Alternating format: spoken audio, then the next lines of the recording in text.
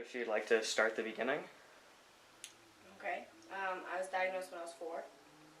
And I was sick for probably a year. 2 years. 2 years. And I've been in remission for, 20. almost 20 years. Well, she started being in remission at 5 years old. Yeah. So. She was diagnosed when she was 4. She came to me one Wednesday evening with a sore shoulder. So she said, "Mom, my shoulder hurts." And I said, "Okay." I gave her some Tylenol. Next day, "Mom, my shoulder still hurts." This is Thursday, I believe, if my memory serves. So at that point, I called the doctor, and because I thought maybe something wasn't right, and we went in to see Dr. Lampert, Dr. Richard Lampert, New York Pediatrics. I remember that night because I couldn't sleep on my left side. And I spent the night in there, my parents' bed, because I couldn't sleep. And I remember going to the doctor, and I remember him just kind of doing basic things, and he ordered an MRI. You ordered some blood work and an x-ray. And I do remember getting that procedure done because I'd never had anything like that before. And my father was there with me at the time, and then it all kind of happened really fast. It snowballed really quick.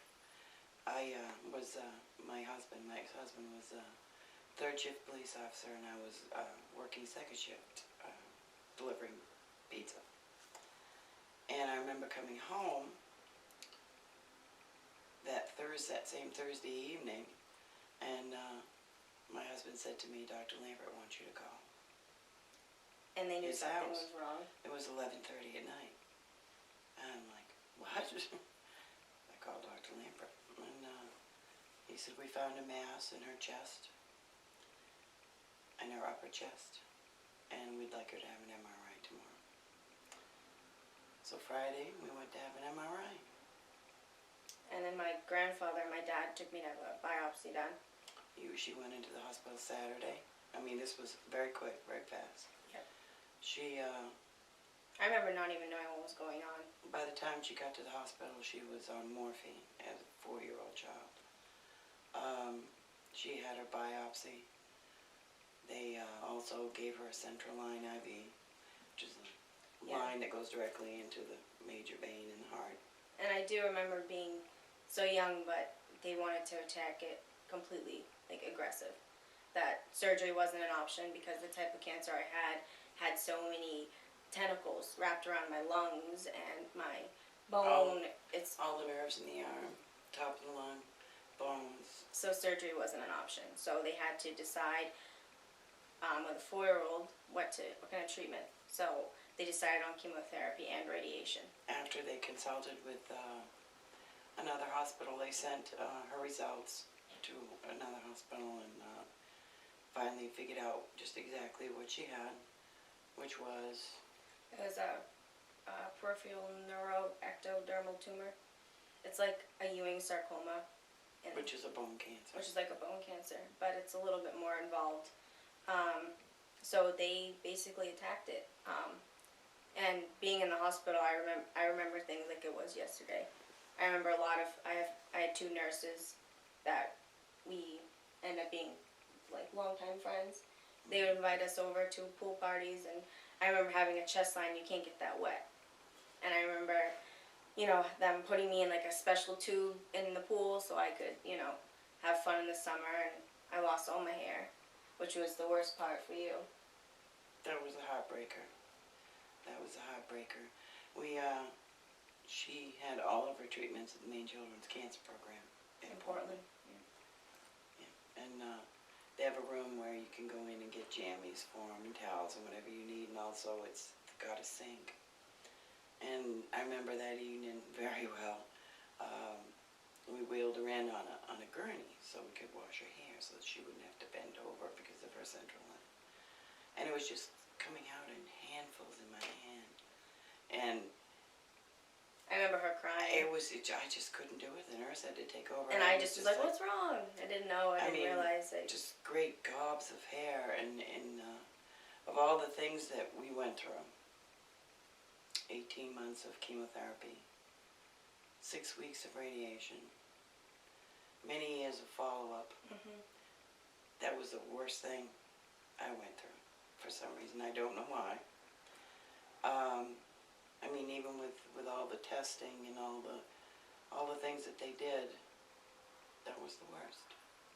Seeing my daughter's hair fall out in handfuls.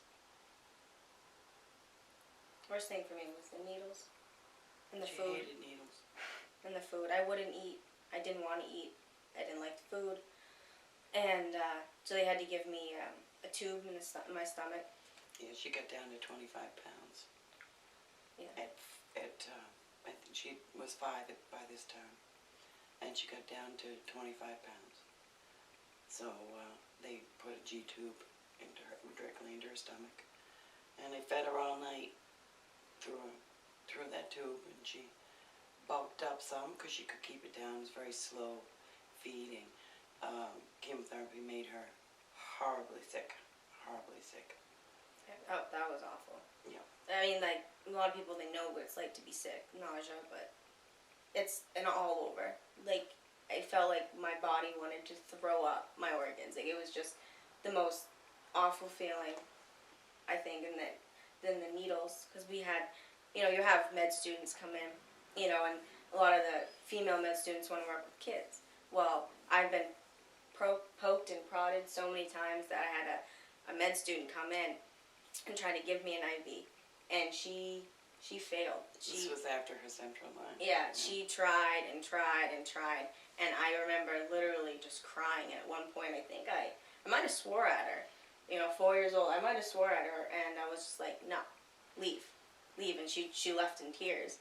But it's just like weird things like that I remember just being able. I couldn't control much, but I do remember controlling everything I could. I had I tried to. I'm kind of a bossy person a little bit, and I remember selling candy, and like running my little business in the children's ward of the hospital.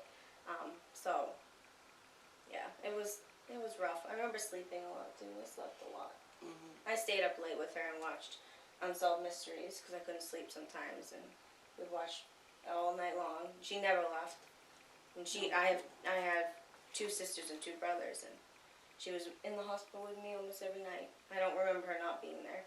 She might have left. She might have stopped. Once in a while, my ex-husband would come in and relieve me, so I could be with the younger ones at home. Yeah. But basically, that's what I did. That's what we did. Yeah. She had chemotherapy every 3 weeks, and for the first 2 weeks after chemotherapy, things are touch and go with a white blood count, with outside illnesses, and sure, as the sun rises and sets, within those 2 weeks, she'd brought a fever and would be back in the hospital.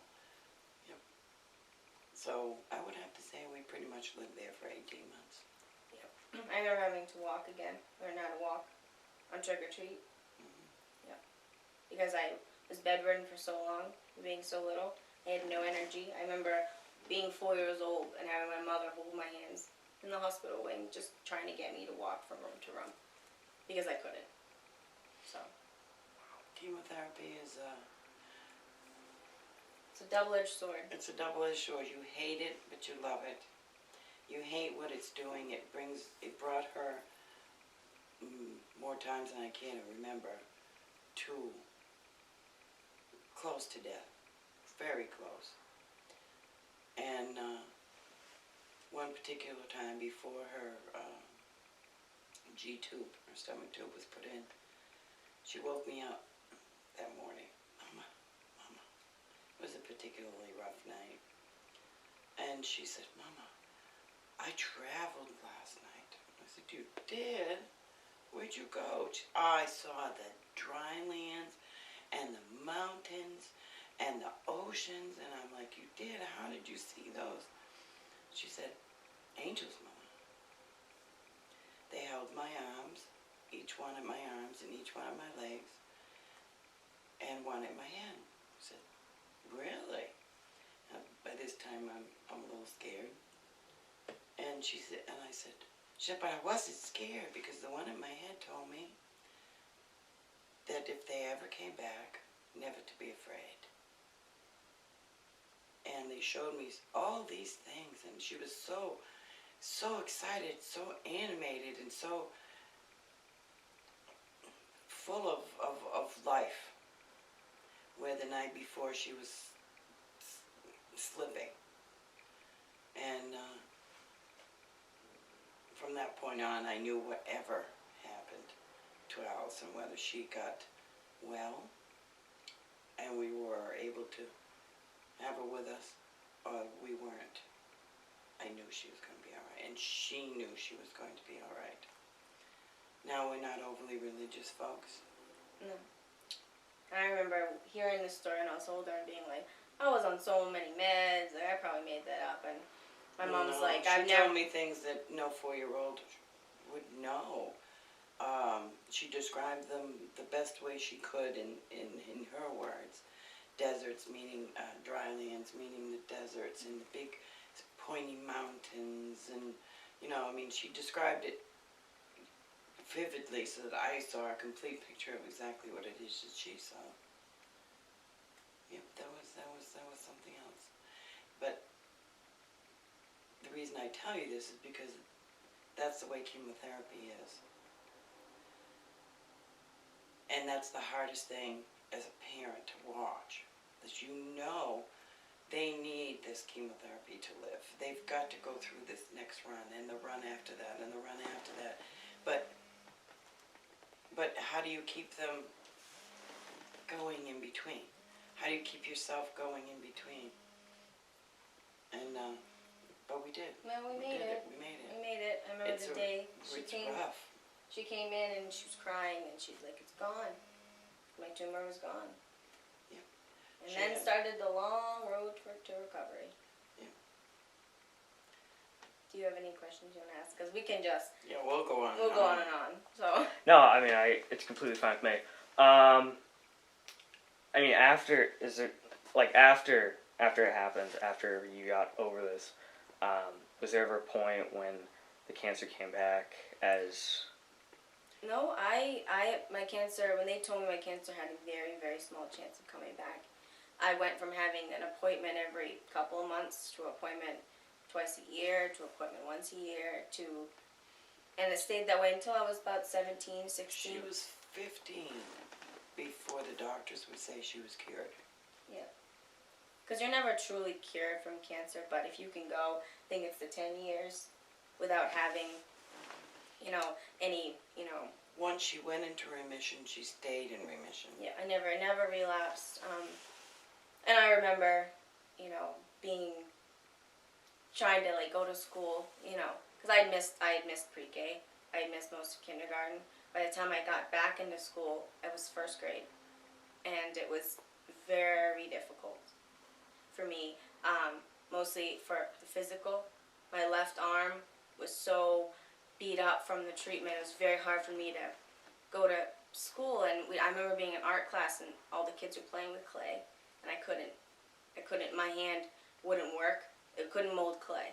And I remember the teacher having to do it. I remember things like I couldn't go outside for as long as other kids in the winter, and my hair was just starting to grow back, and I kind of missed those years that a lot of kids, they build long-lasting relationships on pre-K in kindergarten, and when you get into first grade and you're so behind, but you know way more of the outside world than these kids do. It was tough for me. I remember being in first grade and getting the award at the end of the year for wisest 6-year-old, because to me it wasn't.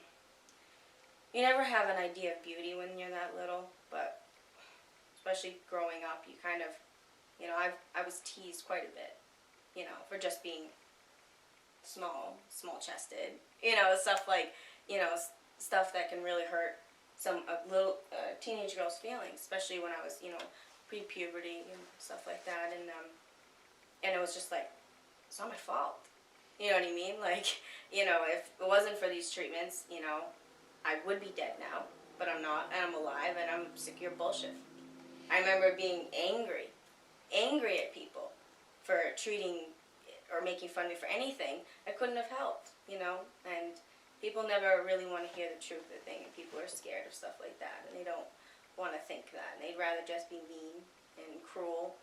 And, you know, I had to do a lot of therapy and a lot of mental therapy and a lot of physical therapy to deal with my issues. And when I was, you know, in high school, I was kind of a bad kid, so to speak. I just did whatever I wanted to, whenever I wanted to do it, and took a long time to realize that part of it is, you know, when you face death, you can go two ways. I think you can go two ways with it. You can hide and never come out, or you can grab life by the horn. And I lived life like I could die tomorrow for a long time. And it took a very long time for me to stop living so drastically. So in your face, yeah. So in your face and walking the line, and you know, but it's made me who I am today. You know, it was a struggle, but now I'm 24, I'm married, and you know, I have plans and dreams and a good job, and you know, I never did things conventionally ever. I never went to school because I just do things my own way. She always has. Even when I was sick, I did things my own way, and I will continue to do it till the day I die. So Her chemotherapy has left her with issues that we have to deal with. Allison has adriamycin-induced cardiomyopathy. which is basically my heart doesn't pump as hard as it should because of all of the treatment that surrounded us all on my chest. Chemotherapy, once again, that double-edged sword. Adriamycin is a chemotherapy drug, and if it isn't given in the exact dose, it can cause lasting heart issues. And the left side wall of her heart is very, very thin. Now, with this point, I think we're running at 40%. Mm-hmm. And your left ventricle is supposed to pump out a certain amount of blood. For like a healthy adult male, I think it's like 80, and a healthy adult woman it's like 65%. And for me, it's 40%. Yeah. So there are issues that I've had to deal with, and my mom, being my mom, is very like, you can't do that. Be careful. Be easy. Be careful. And I'm like, I wouldn't say I live crazy, but I'm like, you know what? Like, I'm not willing to, go on a disability. I'm not willing to do anything, because I consider myself a well-bodied, able person. I know my limits. I know what I can do. I know what I can't do. But, it's always, my mom's like, careful. Yeah, always. And when she got married, there's a possibility of having children in the future, and I wanted her to make sure she could. Not conceive and give birth, but Actually, live through it. yeah. And not put so much stress on her heart. Because when she was a teenager, she did want to play sports, and she couldn't do it. Not all sports. And, I was into lacrosse for a long time, but at one point, my cardiologist was like, you can't. Yeah, you can play, your baseball, your softball, but if you need to do excessive running, he's like, no. And I've had stress tests and running tests, and I score similar to other people, but it's where other people can push themselves. Like, I gotta go that last mile. I can't go that last mile. And if I try, I will literally collapse. And I won't be able to see because I'll be dizzy, and, but those are just, burdens to bear. It doesn't hinder my life, and it won't. Obviously, I'm just not an athletic runner. You know what I mean? I don't run miles, and I won't be in, crazy Olympian or anything like that. But yeah. It's a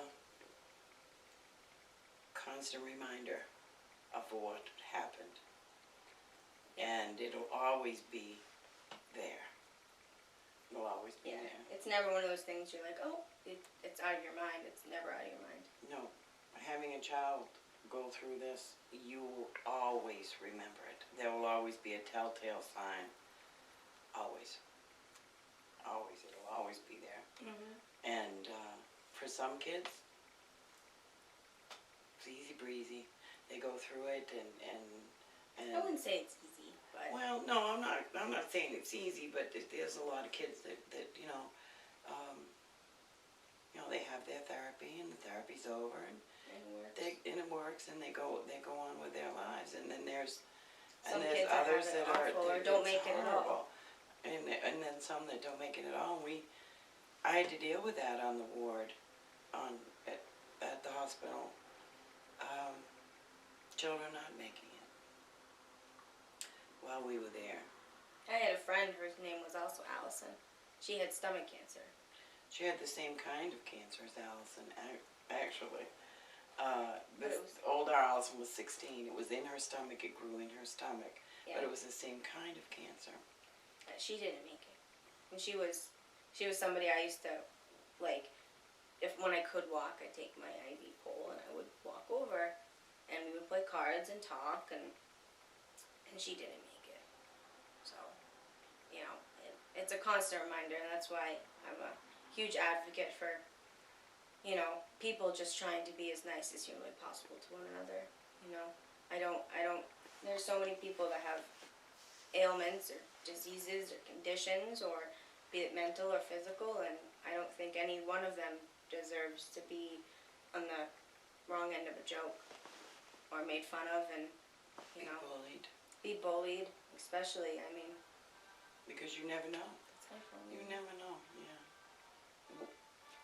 What's going on in that person's life, you never You know. don't know.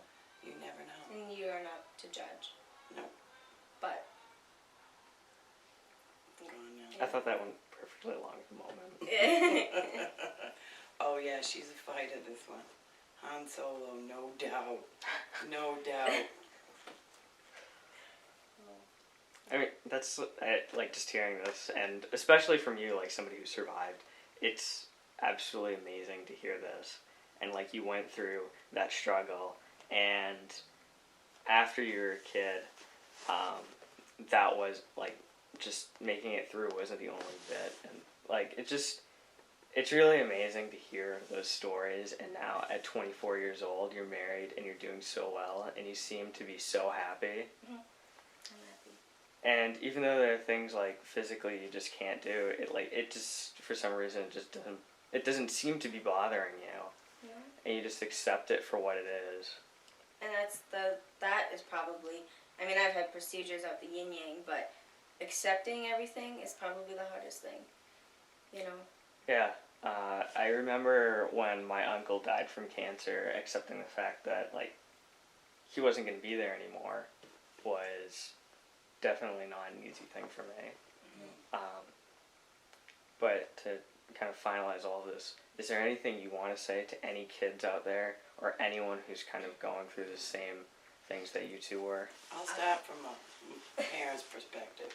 Stay tough. Advocate. If you don't advocate, things are not going to get done. Doctors, nurses, wonderful people, but they're not mind readers. And they need you to advocate for them, for your child at every turn, at every turn. It could be life or death. Yeah, it really could mean life or death. They're so overwhelmed with patients and everything that's going on. Sometimes they don't have the insight, or they definitely don't have the insight that you have as a parent. And that's the biggest thing, is just stay You tough. know your kid. You know your kid, stay tough and advocate, and just, you'll get through it. You will get through it. I think I would say, not to sound cliche, but don't give up hope. You are a beautiful person inside and out, and as long as you accept that, there's nothing anybody can throw at you. There's no disease, there's no mean name, there's nothing someone can throw at you that won't hurt you if you stay strong and you have hope.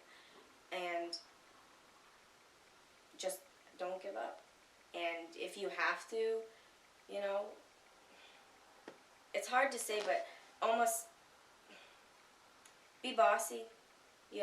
When you are young and You know, you've got all these adults around you, and they're telling you this needs to be done, and this is how you're going to act, and this is what you're going to wear, and this is going to be your treatment, and this is how you're going to deal with it.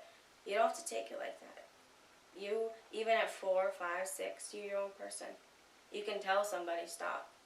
You can tell somebody, I don't feel good. You can tell somebody, I want to eat cinnamon toast and McDonald's Happy Meals. You know, you can tell, you can have a voice for yourself. And so that's probably the biggest thing I'd have to say to anybody, any kid going through this is, still be you. Have hope and have a voice. You can tell people exactly what you're going through, and don't be afraid. Don't be afraid when you're back in school and someone's making fun of you. Don't be afraid. They don't know. They don't know what you went through. They don't know what you survived. And, you know, just off your shoulder. Like, just keep on walking. It's going to be tough, but keep on walking. It's worth it in the end.